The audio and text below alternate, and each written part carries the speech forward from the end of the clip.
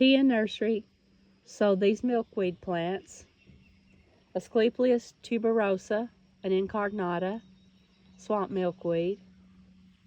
This is a restoration field that we supplied plants to. This is our swamp milkweed. And as you can see in this field, there's lots of restoration plants that came from Nursery. This is a wildlife habitat.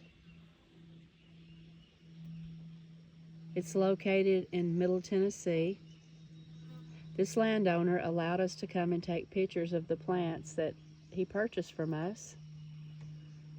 Dennis and I are out enjoying ourselves today, and I thought I would take a video to show all of our customers, all of the landowners, all the potential customers that have native properties that wants to restore them and bring back wildlife.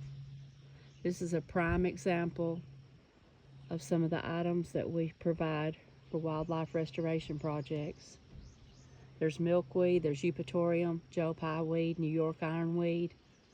Buy all your native and environmental plants online at tnursery.net.